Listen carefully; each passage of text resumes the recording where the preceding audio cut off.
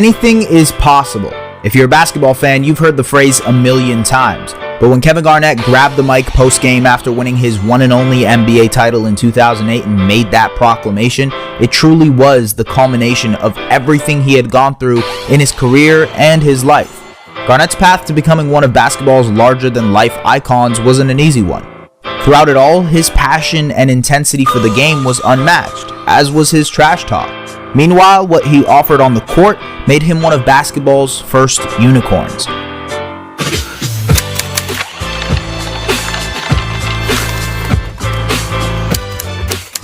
This is the story behind the big ticket, Kevin Garnett.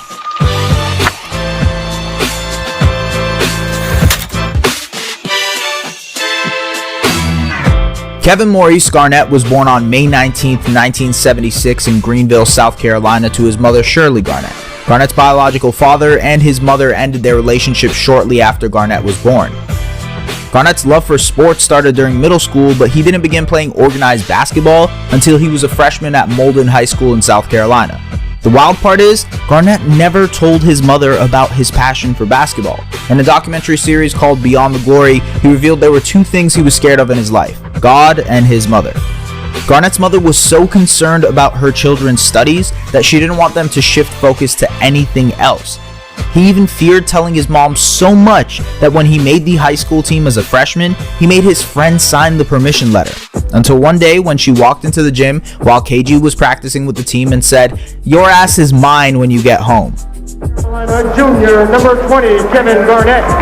After that, his mother became his biggest fan and his biggest critic, and Garnett's game began to flourish. He dominated in South Carolina, winning Mr. Basketball after a junior season where he averaged 28.5 points and 18.5 rebounds, and the college recruitment letters began to roll in.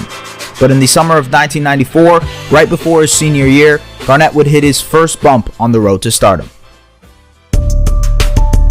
On the last day of school, Garnett was arrested and charged with second-degree lynching after a fight broke out in which the victim suffered a fractured ankle. Garnett and 5 other students were facing up to 20 years in prison for the fight, and his basketball career was in jeopardy before it even started.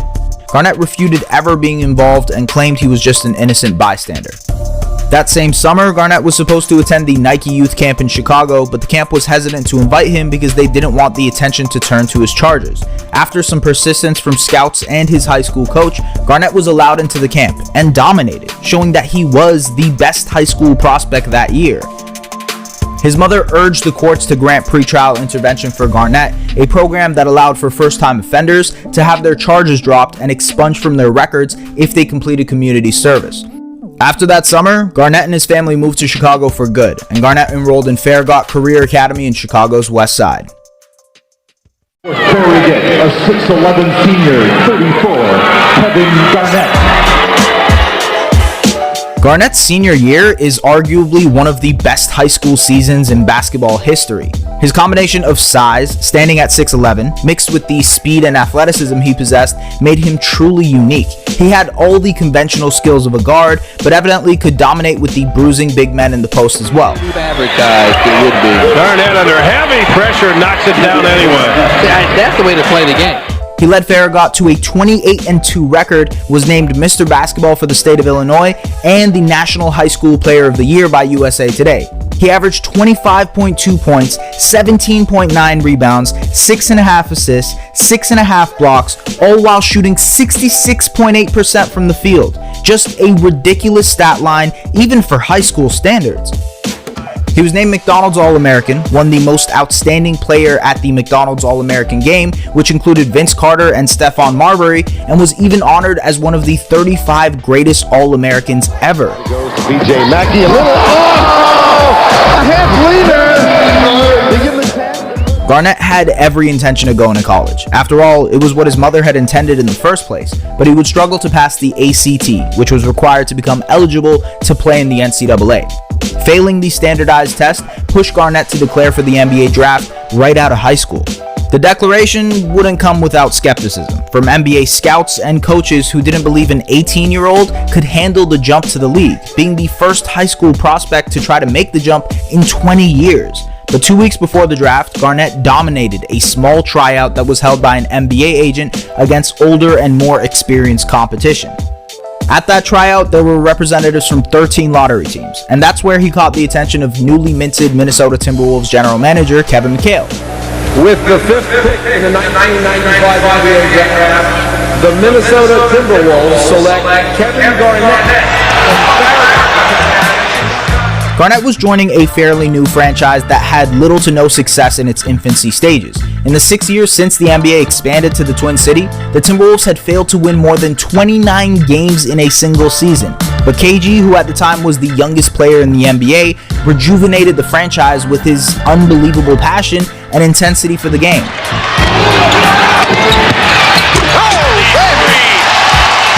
Unbelievable! The entire league is finding out about a potential NBA superstar who Kevin McHale drafted last year. Although Garnett's rookie year started with him coming off the bench, that quickly changed when Wolves GM McHale made a coaching change to Flip Saunders halfway through the year. Saunders moved Garnett to the starting lineup, helping him secure a spot on the all-rookie second team.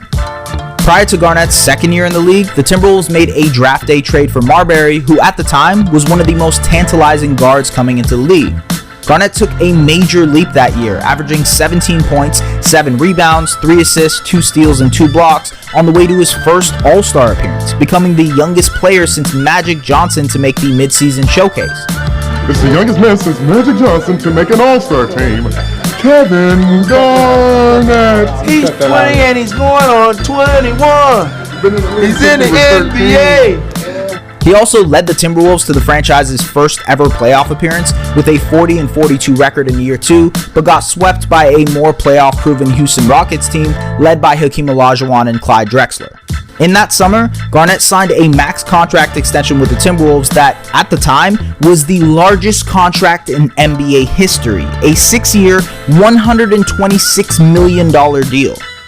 That deal actually paved the way for the 1999 lockout, as owners used Garnett's contract as an example to negotiate a new deal that would extend rookie contracts to 4 years instead of 2, which is a variation of what the NBA still uses today.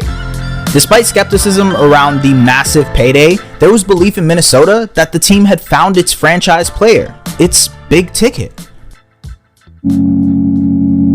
Then, tragedy struck. Timberwolves guard, NBA veteran Malik Sealy died as a result of a head-on car collision in suburban Minneapolis. On May 20th, 2000, Garnett's teammate and best friend Malik Sealy was killed in a car accident when a drunk driver in a pickup truck was traveling the wrong way down a highway. Sealy was driving home from Garnett's birthday celebration in downtown Minneapolis. Sealy had a big impact in the development of Garnett's career, not only as a player, but as a superstar in the NBA. Former head coach and player Sam Mitchell spoke on Garnett and Sealy's relationship. Best friends.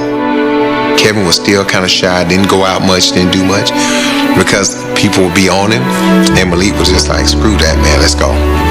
And Malik brought Kevin out of that shell. Malik taught Kevin how to be comfortable with being a superstar. The Timberwolves paid tribute to Sealy, retiring his number 2 jersey number. Garnett also paid tribute to him, writing to Malik in the inside tongue of his Adidas Garnett 3 shoes, as well as tattooing Sealy's name on his right arm. Garnett was dominant enough to lead some pretty bad Timberwolves teams that dealt with a lot of roster turnover to 4 more playoff appearances after 2000. But every year, those playoff appearances resulted in a first-round exit, except for 2004. Garnett's going to drive for this one and throw it home! Woo. That was a man dunk. 2004 marked the most dominant individual season in Garnett's career, averaging a career-high 24.2 points per game, a league-high and career-high 14 rebounds per game, 5 assists, 1.5 blocks, and 1.5 steals, while shooting 50% from the field on his way to his one and only Most Valuable Player award. The Timberwolves finished with 58 wins, the most in the NBA that season, and beat the Nuggets in the first round before having to face a dominant Sacramento Kings team led by Chris Webber. But that confidence and braggadocious Garnett came war ready. So Game 7, man. That's it. It's for all the marbles. I'm sitting in the house, I'm loading up the pump, I'm loading up the Uzi, I got a couple of M16s, a couple 9s, I got a couple joints with some silencers on them. I'm just loading up clips, a couple grenades, got a missile launcher with a couple, missiles. I'm ready for war. Garnett eliminated the Kings in 7 games by putting up 32 points, 21 rebounds, and 5 blocks, but the Lakers were too much to handle for the Timberwolves in the Western Conference Finals. That 2004 playoff run would be the mountain high. In Garnett's last 3 years in Minnesota following that, the Timberwolves would fail to make the playoffs every single season. It's clear in hindsight, the Timberwolves failed to build a winner around Garnett. They had Chauncey Billups, who they traded after 2 seasons. They traded Marbury after 2.5 seasons for spare change because they didn't want to pay him. They traded Sam Cassell, who had just helped lead the team to the conference finals, to the Clippers for Marko Jaric. And the most consistent quote-unquote star player that Garnett had to play with throughout his tenure in Minnesota was Wally Szczerbiak, and they didn't necessarily get along.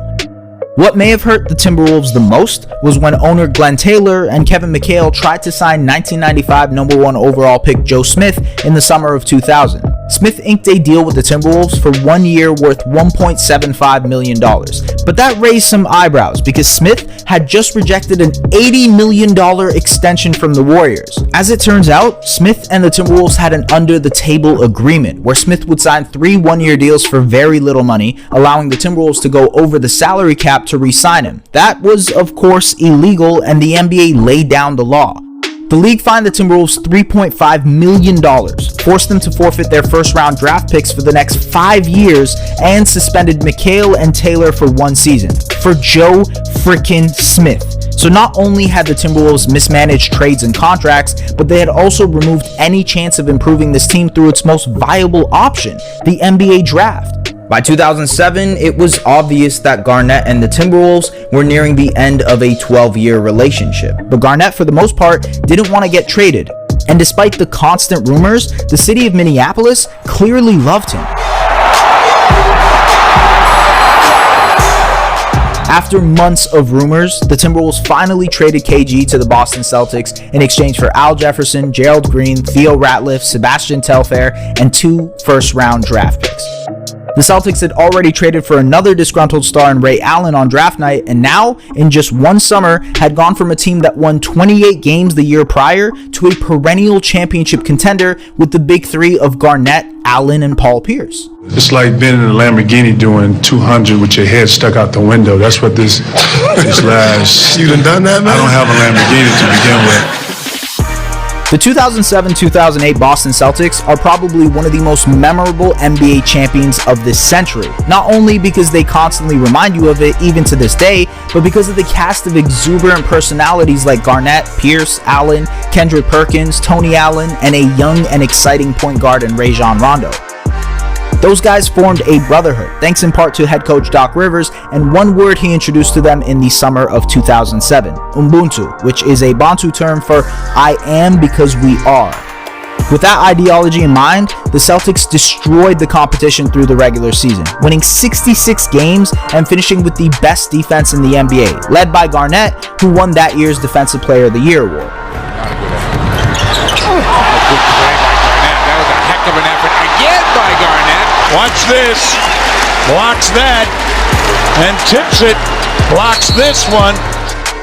It wouldn't come easy in the playoffs though. The Celtics bested the Hawks in 7 games in the first round, then continued to be a hungry LeBron James team in the second round in an epic 7-game battle. Then followed it up with a dominant 4-2 win over a juggernaut Pistons team in the conference finals to advance to the NBA Finals for the first time since Larry Bird donned a Celtics uniform. In those finals, it was a familiar foe waiting for them, the Los Angeles Lakers, led by MVP Kobe Bryant. Garnett aggressive, looking for a shot early, gets inside, and the finish. The Celtics jumped out to a 3-1 lead and never looked back, ultimately coming out victorious in 6 games, and Garnett, just 1 year removed from his time in Minnesota, had finally won that elusive NBA championship, proving that Anything's possible!